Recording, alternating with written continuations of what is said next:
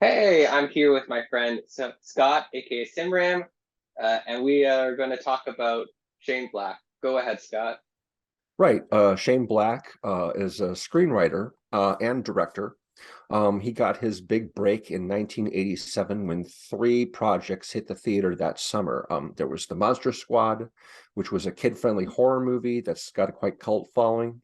There was Lethal Weapon, the first Lethal Weapon movie, which was an original script that he wrote and was put in production, produced by Joel Silver. It was a huge hit. It started its own franchise and sort of epitomized the mismatched cop genre as it is. And also, Joel Silver produced the Arnold Schwarzenegger movie Predator, and so he hired Shane Black not only to do a rewrite of that script, but also play one of the commandos that Arnold Schwarzenegger goes into the jungle with. Big successful year for Shane Black. A couple years later, they made a sequel for Lethal Weapon, which Shane Black wrote a draft for. And though they kept a few elements from the original script, particularly the bad guys, much of it was actually written by Jeffrey Boehm for the finished film. But Shane Black still got a story by credit on that. A couple years later, it was Last Boy Scout, which came out around Christmas of 1991. Damon Wayans plays an ex-football player. Bruce Willis plays a private investigator, and they team up to try and solve the murder of Damon Wayans' girlfriend, played very briefly by Holly Berry. That one wasn't one of Bruce Willis's biggest hits, but it did pretty well. A couple years later, there was Last Action Hero, another Arnold Schwarzenegger movie. This one was actually based on a script by a couple other guys called Extremely Violent, a parody basically of action movies. Shane Black did a rewrite and then was rewrite by many other people beyond that. And the movie didn't do great. It was up against Jurassic Park, and Jurassic Park sort of dominated everything that summer. So not a big hit, unfortunately. A few years after that, Shane Black wrote another original script called Long Kiss Goodnight. It was produced by New Line Cinema, and it was the most expensive movie that New Line had ever made up until that point. They are primarily known for Freddy Krueger movies and for the David Fincher breakthrough hit Seven. Long Kiss Goodnight was directed by Rennie Harlin and starred Gina Davis as an amnesiac suburban mom and Samuel Jackson as a private investigator, and they have to team up to stop some bad guys. So after that, there's a bit of a break. Shane Black, of course, also took jobs doing rewrites and script polishes. And in 2005, he made his directorial debut with another original script, which he co-wrote, called Kiss Kiss Bang Bang, which starred Robert Downey Jr. as a small-time thief and Val Kilmer as a private investigator. Michelle Monaghan is also in that movie. That movie didn't do much business at all. However, it's very important for two reasons. One of Val Kilmer's last prominent theatrical releases, and also Shane Black, having worked with Robert Downey Jr., was recommended to direct his next movie, Iron Man 3 for Marvel Studios, which of course was a monster hit. Shane Black, in addition to directing, also co-wrote that script. Did very, very well, although it's controversial for a number of things, like a certain plot element, certain plot revelation. About 3 years after that, Shane Black reteamed with his producer Joel Silver to do The Nice Guys, which is set in the 70s. Russell Crowe plays an ex-cop. Ryan Gosling plays a private investigator. They're looking for a missing girl who's played by Margaret Qualley, who was in Once Upon a Time in Hollywood, the Tarantino movie. And that movie also didn't do really good business, although it's very well liked by those who have seen it. Didn't find its audience. And a couple years after that, 20th Century Fox hired Shane Black to return to the Predator franchise to co-write and direct the latest in that series, called The Predator. Olivia Munn is one of the main characters in that movie. She's a scientist. It also stars Jacob Tremblay from Room, and people like Keegan-Michael Key, and Thomas Jane. And of course, the Predator makes an appearance as a private investigator. Just kidding. The Predator's still an alien hunting humans. That movie is not well liked by many people. It's kind of a mess. And unfortunately, that is sort of where we left off. Until, of course, recently I learned that Shane Black is going to be reteaming with Robert Downey Jr. for another film called, I believe it's called Played Dirty, which sounds exactly like the kind of movie that those two guys would make together. And that is where we got on Shane Black's career so far. Now, I've seen all those movies, and I generally like Shane Black. However, Austin isn't really big on him. Austin, would you like to talk about why you don't like Shane Black that much? So speaking of him as, I guess, more of a director, because that's more of where I've seen more of his stuff than his writing. Because I do enjoy the original Predator. I actually don't mind Last Action Hero. I know it's seen wasn't isn't seen as good, but I enjoy some aspects of it and some of the parodies that they do in it. But more so him as a director. So I've been trying to go back and watch at least all the movies he's directed, but uh, and as yourself, I know you've recently seen some of his movies as well, and you're a big fan. You've seen most of the stuff he's written. So I guess a couple of very much my points of just liking it. It's just very similar. It all kind of, even watching Kiss Kiss Bang Bang and The Nice Guys, there's a lot of similarities, kind of very mishmash partners, set in Christmas, which is a theme in all of his movies, which I don't really understand why he always has to do. Uh, and again, it just kind of goes back to a lot of lazy tropes. In Kiss Kiss Bang Bang, there's a lot of Val Kilmer plays a gay man whose name is Gay Perry, and there's a lot of jokes, and they say a lot of things I can't say just because it's very dated. They do a lot of like homophobia and uh, uh, off-color jokes. And this was 2005, at a time where things were not great, but I think today, looking at it today with maybe modern lenses, it doesn't hold up as great as, or was I didn't find as funny. And as well, The Nice Guys has a lot of like, that's actually not as much in The Nice Guys. It's just a lot of there are some kind of weird moments of humor in that movie, but again, a lot of the comedy does come from, I think, the dialogue and the charisma of the actors. Though I still think probably the best joke in that movie is it was the killer was named John Boy, right? Like the Waltons. Yeah.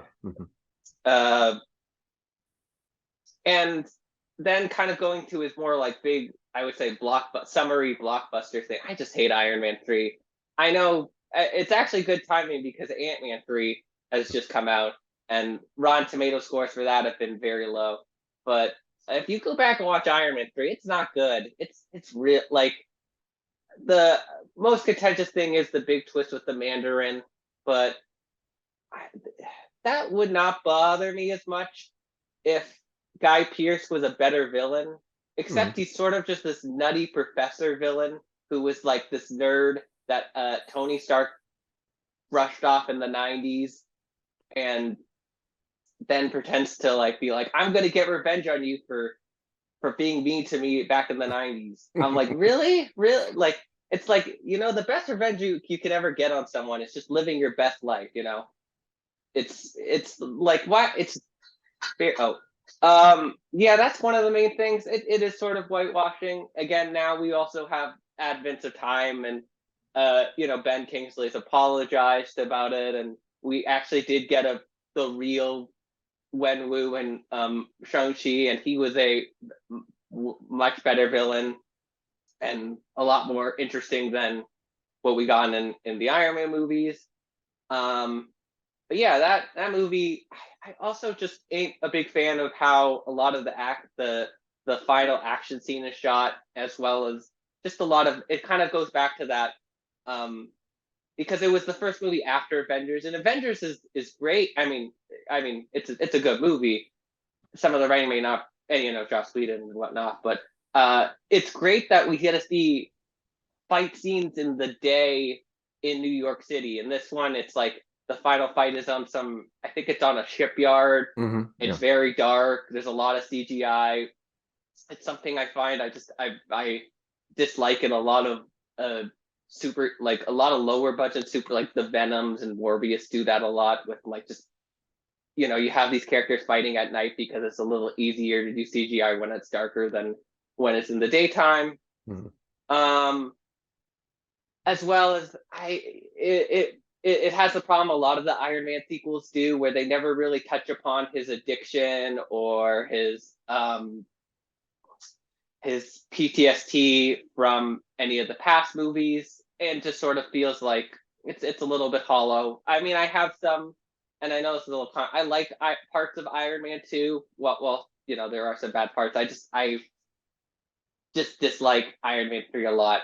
And then The Predators is an interesting movie because, like you said, it has a great cast. Olivia Munn, Boyd Holbrook is the main star, who many people may know from Logan. He's going to Yeah, also be in the new Indiana Jones. yeah. I could never Um, remember his name, but yeah, yeah, I remember him. uh, Sterling K. Brown is the antagonist, who's also a great actor. Yeah, Olivia Munn, Thomas Jane, Keegan Michael Key, uh, and also Jake Busey, which is a connection back to the second Predator movie because his dad was in it and he plays his son in that movie. And Hmm. but it's just sort of a mess, I find, of a movie. And again, it goes back to a lot of bad tropes, particularly with his son, who's basically uh, coded to be autistic, and it kind of goes back into the very old Rain Man-esque trope of he's autistic, but he has it's like a superpower to him, and he's very smart in one particular kind of things, and that's why the predators want him to kidnap him to basically use that. And you know, well, talking to people and asking them about this, it's you know, while that is true, and some people they do, people who do fall on the spectrum have usually aptitudes and can excel at one subject. It's sort of just a fantasy and actually doesn't really show that how difficult or how hard it is being a person with those with who is on the spectrum. Just all the sensory issues, just the uncomfortableness, just it's very much a very old trope that he goes back to, as well as some of the controversies with the movie. Like the first scene with Olivia Munn was cut out because Shane Black's friend was in it, who played a scientist who she later found out was like an unregistered sex offender. Well, they Yeah, cut that scene out. So yeah, why yeah, would you yeah. have a problem with the Oh no, movie no, if no. they cut it out? Oh no. He wanted to keep it in because his friend was in it, but Yeah. she did afterwards. And then he later apologized and did cut it out. That was more of the issue. Uh-huh. Like he was fighting to keep it in.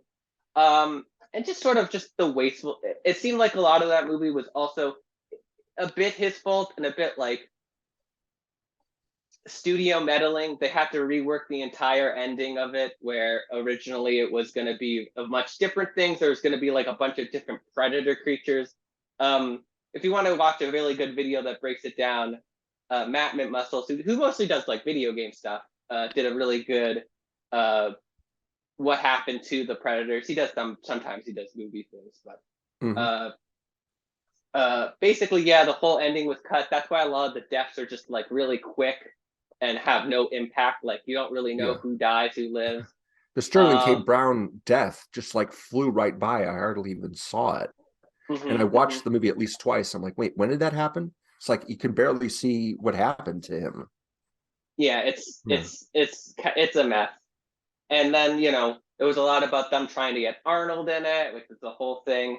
And and as a franchise, I think the majority of the Predator movies are pretty good. Like there's like Alien versus Predator 2, which is, and then The Predators. But with Hmm. recently with Prey, I think the franchise has rejuvenized, and and thanks to Dan Trachtenberg, I'm excited to see what they do with it next. But The Predators was just sort of like a real nail to the coffin of it, and it sucks because Shane Black was in the original, and uh, he not only acted in it, he helped write the movie and probably, saved it from not being, you know, is a memorable part of the franchise. Yeah. Trying to think if there was anything else. Uh, I mean, speaking of maybe something that's writing, I'm not a big fan of Lethal Weapon, more just so because of Mel Gibson and all his stuff. But that's less to do with Shane Black than more it has to Yeah. do with uh his his writings rather than his things. I just think also these again, and so much watching I think a bunch of these movies, they do sort of remind me of Knives Out in a way, but more so for the cop drama, kind of this return to this style of film, very much a mystery. I feel like, and this is I guess where I ended up. I feel like I would Shane Black would do really well, maybe doing one of these movies, maybe not theatrically, but like for Netflix or Amazon or something.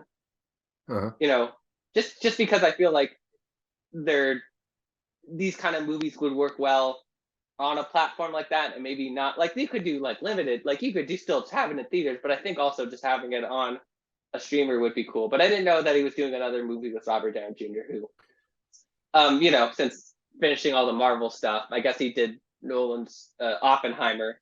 Hmm. Hasn't really done anything great acting. I know he did a documentary, but about his father. But I guess I want to see him, you know, act again, sort of similar to how Chris Evans was like in Knives Out, and we got to see him kind of be a play against, the very heroic type. So yeah, that's kind of why I dislike Shane Black. Again, I don't dislike him as a person. I just feel like his directing is very similar, and he relies on a lot of older tropes that have just kind of gone bad, and sort of go make his films very dated and very played out. And yeah. I sort of get the impression that one of the things you don't like about Shane Black is his insensitive humor. Maybe marginalized groups are sort of a lot of the butt of the joke.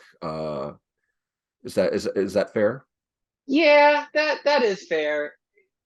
Yeah, I mean, maybe it's also the fact that it's just like time. I don't know. Maybe it's also the fact we what times have changed, and I think humor has also changed, and I think everyone finds things different, or you know, again, I think some of the stuff work. Like I think the narrating from Robert Downey Jr. works really well in Kiss Kiss Bang Bang, and that's like some of the funnier parts, as Hmm. well as like the satirism of Hollywood, being cynical of it, but not being too cynical of it. With the like, I think a good example of that is the proto cop breaking into our apartment.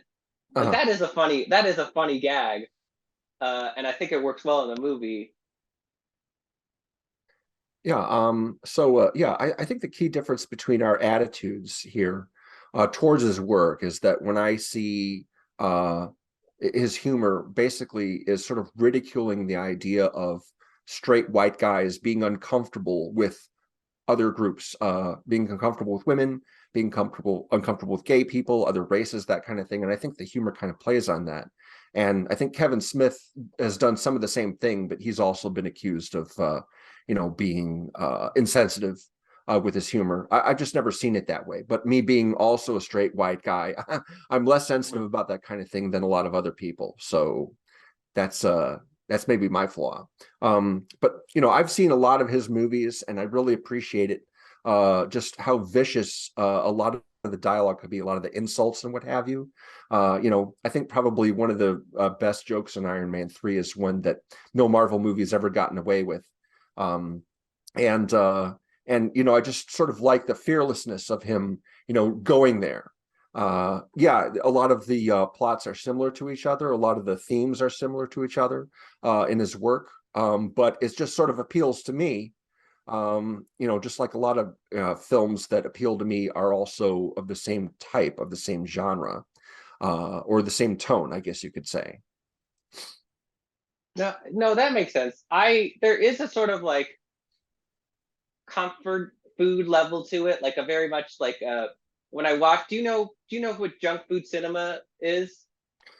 Is that a YouTube channel? I haven't watched that, I It's don't a think. it's a podcast written by Hmm. by Robert Cargyle and Brian, uh, it, who wrote Doctor Strange. He wrote the Insidious. He recently did Black Mask. He's good. He works a lot with Scott Derrickson.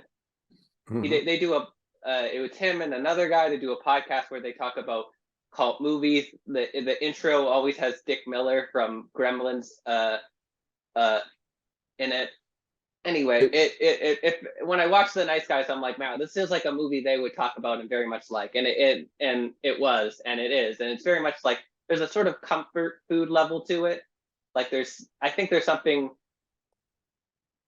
because I was even thinking, I'm like, when was the last real like buddy cop action movie we've had? And the like last, I mean, besides COVID and everything, like the last one was maybe Bad Boys 3 Uh-huh. in recent years. Like there hasn't really Yeah. been this return to the genre. And so I think there is something kind of nostalgic about it and sort of comforting about it, but it's sort of maybe also watching them back to back doesn't help, but there is sort of a lot of similar things to them. Even like the henchmen are really similar in some of the movies. Like Hmm. you have like in the Nice Guys, you have Keith David, and I can't remember who the other guy is, the one who gets the ink on him. Oh yeah, that's an actor I'm not familiar with, so I don't know his name. And then you have a very similar pair in Kiss Kiss Bang Bang, where it's like a white guy and a black guy, and they're Hmm. the Yeah. henchmen for the bad guy or the villain of the movie. Yeah. There's even a pair of henchmen in Iron Man 3 who are keeping an eye on Downey when he's, Oh tied yeah. up and they're great. I really like those guys a lot. And one of the things again I like about Shane Black is the way he'll take minor characters like that, but give them something really memorable to do or say. That's another strength of his, I think. I don't love all of Shane Black's movies that he's written. Um, Lethal Weapon, the first Lethal Weapon, I've never really liked that much, mostly because of how ridiculous the end is. Um, but yeah, I think that with the buddy cop genre, the mismatched partners trends kind of ebb and flow. But anytime you have a story where you have two characters working together who have very sort of different temperaments and attitudes, that only helps the drama. If you have two characters working together that are very similar, that's not nearly as interesting. Mhm. So I think it's not just as terms of the buddy cop genre, when you have two cops that are mismatched, you've got, one guy's a family man, he's very stable, the other one's kind of wild. But I think that's true of a lot of dramatic situations from any kind of fiction, having Mhm. characters contrast with each other. Yeah. No, no, I get. Yeah, that makes sense. You want to have, and I think that also goes back to the old, opposites attract. People who are uh different are would like each other more than people who are similar and have similar mindsets. But yeah, I sort of get that.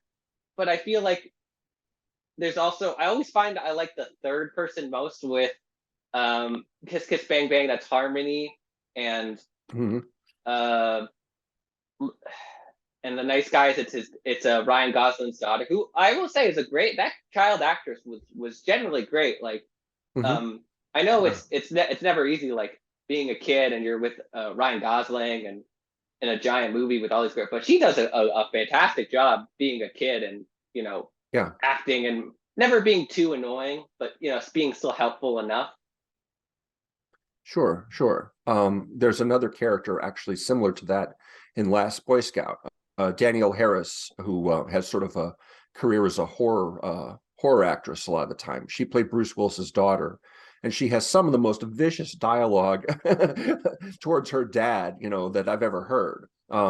Yeah, so again, that kind of thing appeals to me, that kind of them going there, the characters going there, whereas in most other films you see, they would be a little bit too polite to say that thing.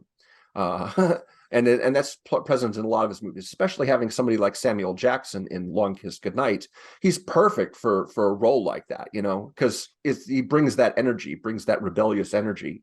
So again, it's like, a lot of the humor, I guess, is outdated. You couldn't get away with a lot of that stuff now. But it's just there's kind of a vicarious thrill that I get from hearing characters say stuff that nobody would say in any kind of polite situation. That's part of the fun for me. And also the kills as well. A lot of people are big on horror movies because of the creativity of the kills.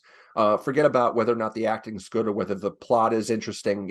It's all about the gory effects. And Shane Black has come up with a number of really, really great ways of killing off characters in his movies. And again, that's sort of the naughty thrill of seeing one of his pictures.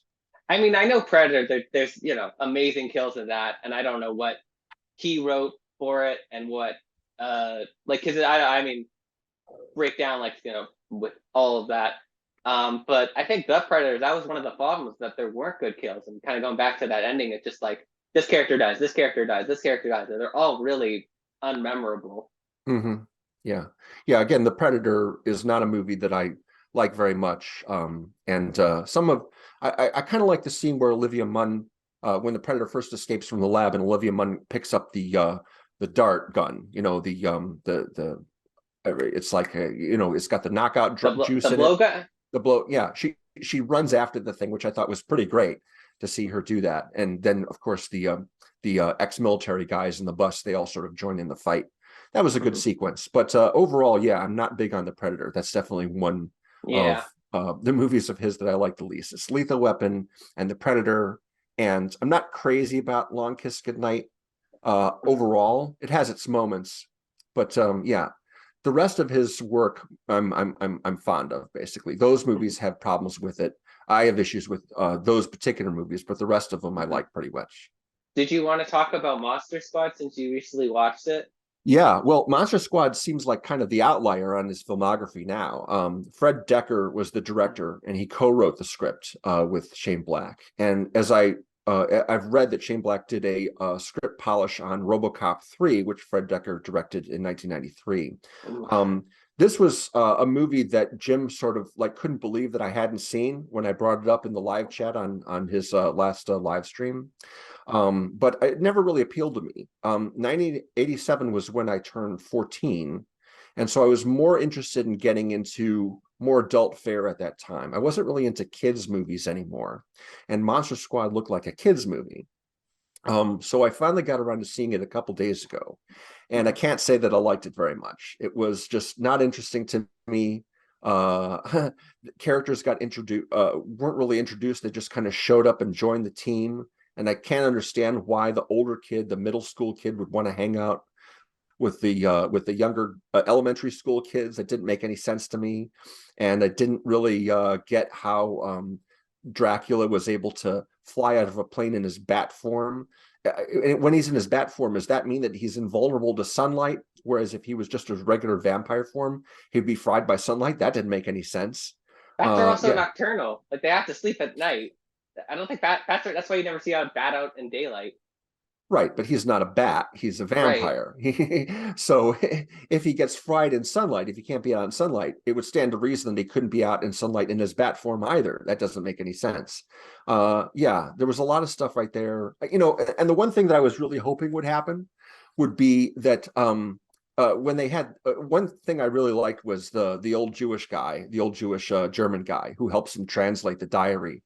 I spotted a menorah in his home, so I knew that he was Jewish. But then when he closes the door, he says, "Oh, I'm familiar with monsters," and you see the printing on his wrist, from the concentration camp. I'm like, "Oh, good, very good, nice little detail there."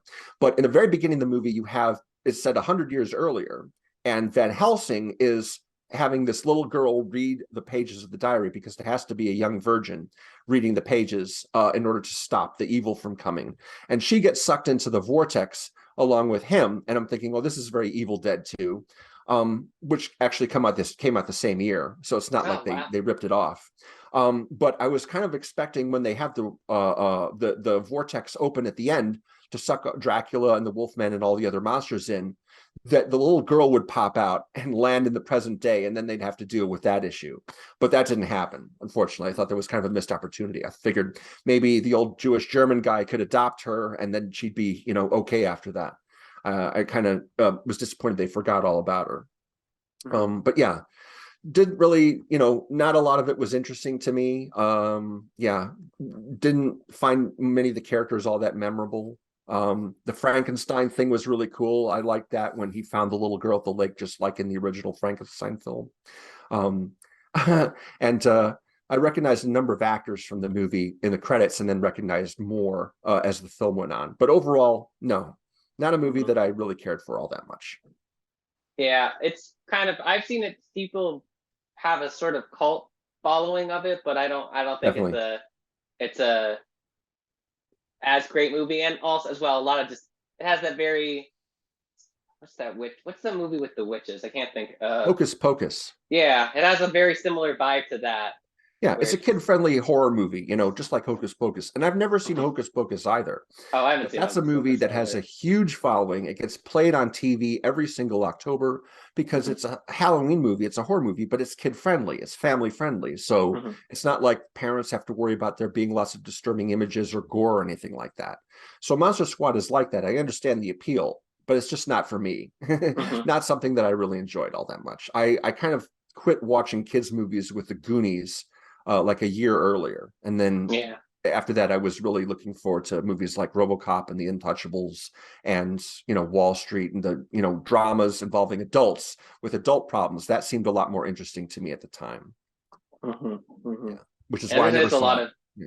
also Goonies is pretty adult. Well, I mean for today, but uh, also I guess because we just had a couple minute break, I was thinking about something, and this is less of a complaint, but there is some level of unrealism in most of these movies, and I understand that's true. But as someone who's worked in casting, or has been doing some casting recently, no way Robert Downey Jr. would just randomly walk into an audition. Like he didn't have an agent, he wasn't part of any union, and then well, I mean, he gets test screened by a bunch of people, but yeah, no, it's sort of like again that sort of I think Hot Fuzz makes fun of it because you see them do all the paperwork and do all the filing and all those very quick edit scenes. Like you never get to see that in like cop movies and stuff. And I think Right. that Yeah. comes a lot from Lethal Weapon. I think they even referenced Lethal Weapon in Hot Fuzz. It's one of the movies on Nick Frost as well. Yeah. Yeah. Bad Boys and stuff like that. Hmm, hmm. Yeah. But yeah. Do you have any kind of maybe final points? Well, I wanted to ask you one question. That is, out of the Mhm. Shane Black material that you've seen, is there any of them that you would say that's a good movie? I know overall you don't like them, but is there anyone that stands out I as being better than the others? I at least think I like the Nice Guys the most. I think I like the 70s aesthetic.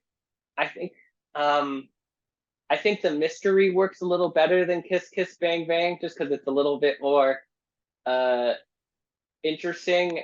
Um Again, I like Ryan Gosling playing against his very, because for a while, I mean, he was a very just pretty guy. He was always, very pretty guy. In this one, he's playing a very deadbeat loser dad, which I Yeah, think yeah. is very, and again, he's a great actor who's done amazing movies. Uh, Gosling seems very reserved and kind of mhm, stoic a lot of the time. He doesn't giving a lot. And in that movie, I think it's my favorite performance by him is because he's a mess and he's just like screwing up a lot and just generally being less than perfect, which is mhm, which is nice for a change.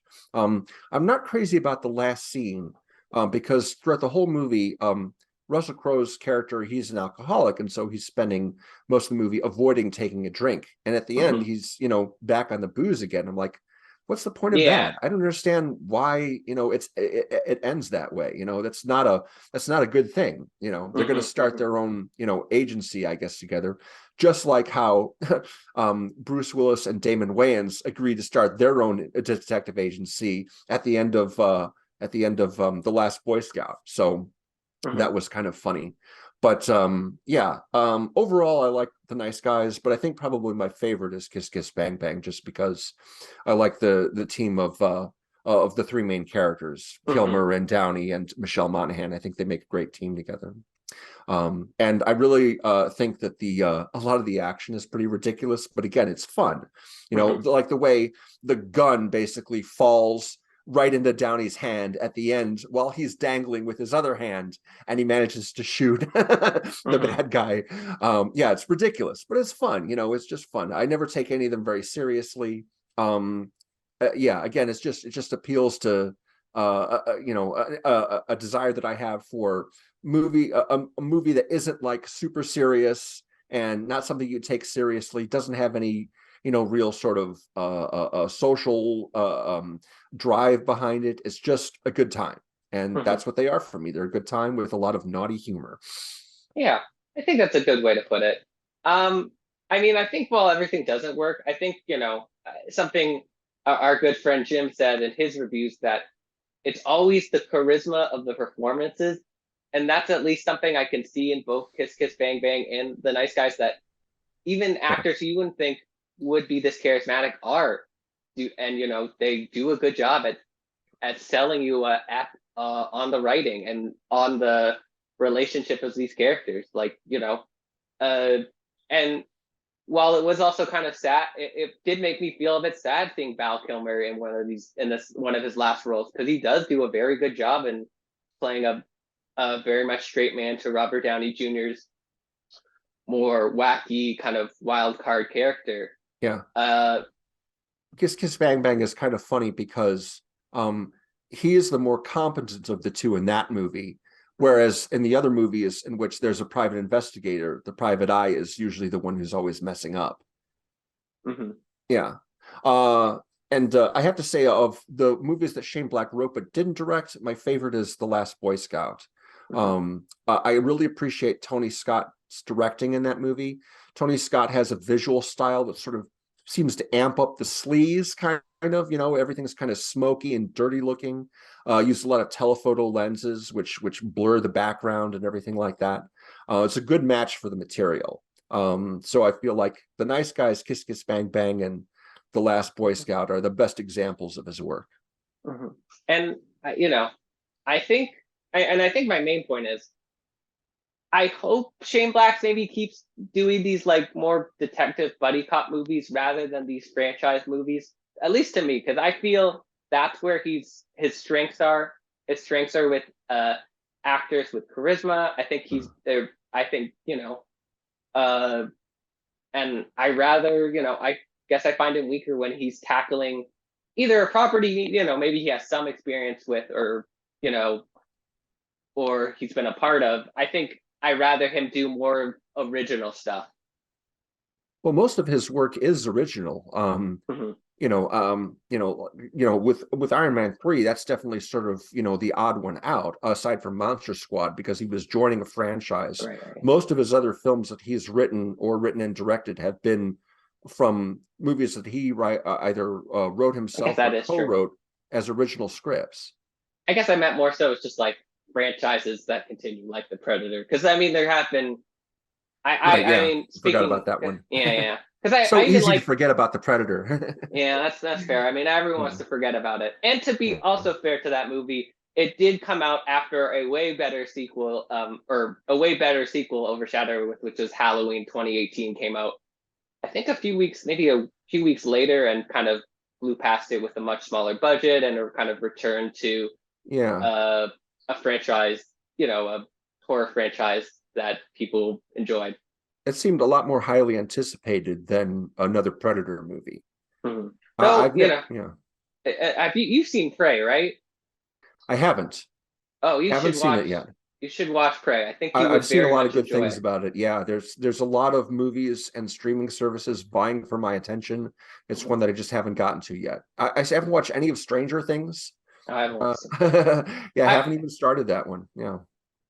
I would say, because I'm in Canada, we have it on Disney Plus. Mm-hmm. So yeah. I guess I was lucky in that front. But yeah, Prey is very much back to kind of a very much basic Predator in the jungle, in the past. Not a lot of like visual shots. They do go the Predator. They use some CGI, but they do actually go for a lot of more practical effects with it. Like there is a suit. There is actually like face. It's a much older, not older, but like he's a little bit less high tech as the Predator we see in the original. Really? Okay. Yeah. Well, I guess that benefits the people that he's hunting, doesn't it? Mm-hmm. Yeah. And as well, they do a lot of more interesting stuff. I if you do watch it, I would say watch the version in English and then watch the Comanche cut, because that's like them speaking in the actual dialogue, and then just to get both experiences, because it's worth it. It's not Comanche with English subtitles? There's two. So there is an English version where they are just speaking English, and then there is a Comanche one with actual subtitles. And yeah. Interesting. I had no idea. So yeah. Good, something to I can't mellow. remember if they shot it. I'm trying to remember if they shot it. I think I remember if they dubbed it in English or they dubbed it in Comanche. I think they Hmm. might have done a bit of both. I'm trying to remember, but It reminds it's me of Robert Rodriguez. He did a couple of films in both English and Spanish, so he's mhm, able to cut together two versions for two different markets. mhm. But yeah, Yeah, I think yeah, you would enjoy Prey, and yeah, I mean, I guess I would check out his new movie with Robert Downey Jr. It sounds interesting. Um, yeah. I have no idea again, what the plot is, and it's probably going to be a couple of years before it's ready because it's only just been announced. So it'll be a while before we actually get to see it. yeah, I mean, again, nothing I can say bad about him. I think as a person, I just I haven't loved his last movies, but I think people deserve a second chance or whatnot. I think people can do. Sometimes we just have a bad movie, or sometimes certain aspects just don't work about it, and maybe on the next one will be better. I think people can always uh reinvent themselves and kind of come back. So hopefully it's good. Yeah, he's one of those guys that I'm always going to be interested in whatever new thing that he's involved in. So even though I didn't like the Predator, I'm not going to say, no more Shane Black for me. He could probably do something that I'll like next time. Mhm. Right. No, thank you, CineRam, and this is no, but yeah, thank you. This has been Sure. great, and have a good one.